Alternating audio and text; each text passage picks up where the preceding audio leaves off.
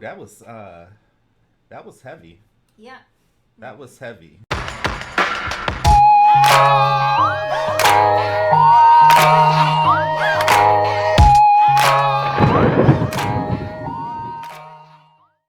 Welcome to Blerd Up, where we talk about all things movies, music, TV, and gaming, all with a blurred twist. We're your host, I'm Killer Cam. And I'm Monique. And today we have a special treat for you. So I want to say was it Wednesday of last week? I think so. Nia DaCosta released another trailer for Candyman. However, it's very artsy. It's using puppetry, which is something you don't necessarily see too much of these days.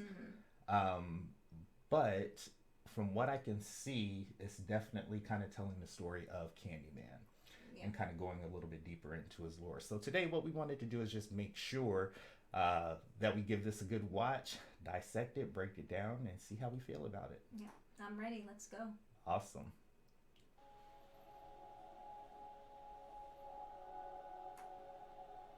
So that looks like the character of Anthony. Anthony, yeah. Played by Yahya Abdul-Mateen.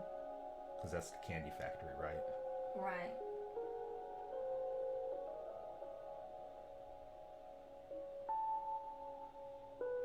Oh wow, look at that. I like how she left like the shadow of the hands and stuff. This is really interesting. You don't see puppetry kind of like this these days. Okay, so we got somebody moving in.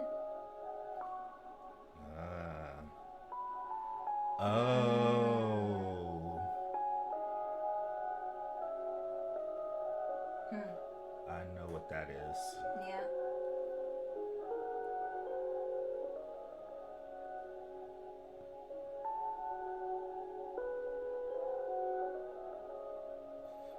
Oh boy.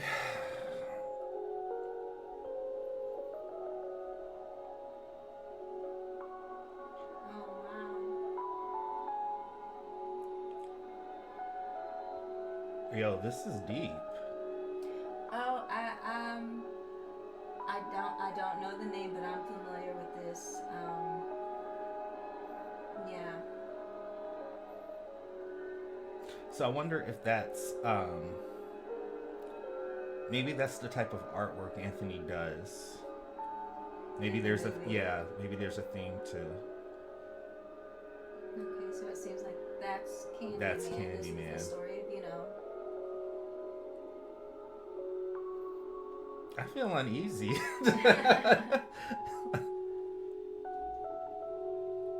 Oh, yeah.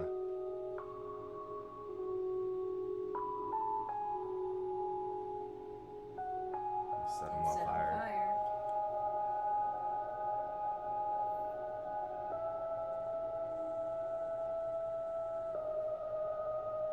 Okay, I get that. Oh my goodness. That is, Yeah. Ooh, that was heavy. Yeah. That was heavy. But definitely saw some symbolism in there. Yeah, especially with everything that's going on right now. And I'm kind of wondering if this was something that was planned or I think or it's probably that just was spur spawned. of the moment kind of thing, which based off of everything that's going on in the world right now. Art imitating life, imitating art, basically. Right. And I'm sorry, I'm kind of like no. Not weird. That was really intense, just mainly because you saw the theme from start to finish. So basically, what it looks like she's doing is she's highlighting some of the horrors that African Americans experience and fear on a day-to-day basis. There were a few examples in there that I caught once the trailer got started. The guy moving into the neighborhood, that speaks to like the real estate issue that happened once I guess it was like back in the days, 60s and 70s, when neighborhoods started to get a little bit more integrated and white people would move because they felt that African Americans would drive the property value down. Yeah. And I'm sorry. No. Totally. That's basically what I got from the trailer as well. The part where it was the little boy, you know, and I apologize for not knowing his name, but I do know that was a time where, you know, the little black boy got accused of a crime and he was convicted of that crime, and he was actually electrocuted. I think one of the youngest, you know, people to be actually killed. You know, I can't even like it. Yeah. It makes me mad thinking back about it. But yeah, definitely, I can see how she was highlighting in this trailer how, you know, things can.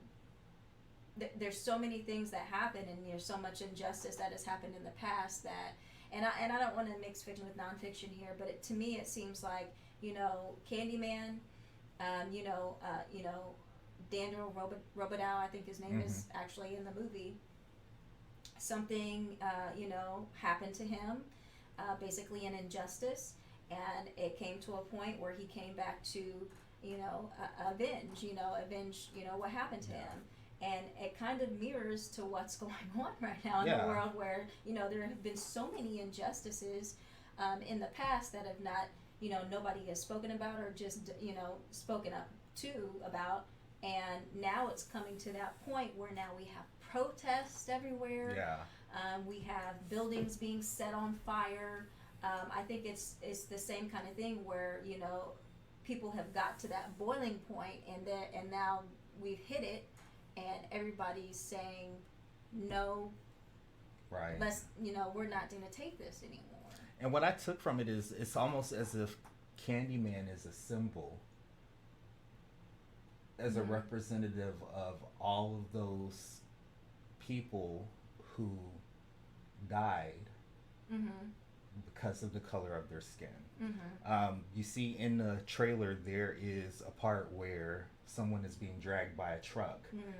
That's actually a real story. I believe his name was James Byrd Jr., who was dragged for 3 miles. Basically a chain wrapped around his neck, hooked to the back of a truck and dragged for 3 miles. I believe it was Jasper, Texas. And I guess I say that to say because not just Candyman, but when you think about George Floyd, you think about Breonna Taylor, you think about the most recent one, the Wendy's. I mean, this isn't anything new. And now it's at the point to where other people can see it, but you guys don't understand that this is something that is a legitimate fear within our community.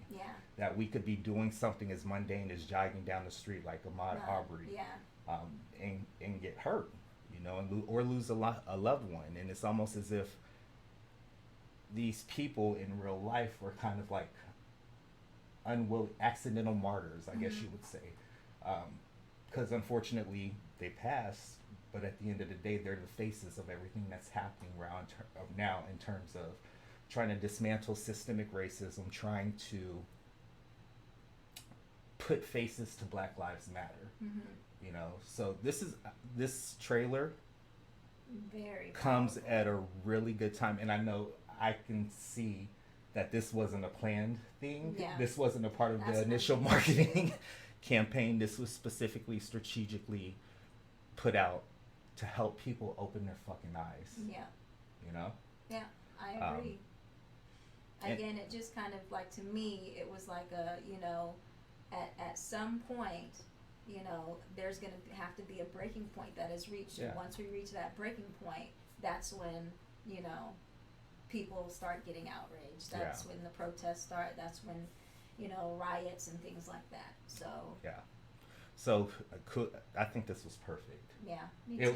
It wasn't what I was expecting from another teaser. At all. I thought this was, you know, more footage of the film. Right. But I, you know. I truly appreciate it because it's useful, not just to help promote the movie, because it does encompass the overall lore of Candyman. But it also has helped bringing light to current events, current issues. And if it helps get the message and the understanding out, I'm all for it. I am too. Awesome. Again, wasn't something that I expected, but, you know, glad that it was done and that I got a chance to see it for what it was. Yeah, and just like we're talking now, I hope that when other people see it and when they watch it, it does spark that conversation. Mm-hmm. I hope that does spark people to really think about where we are today. Yeah.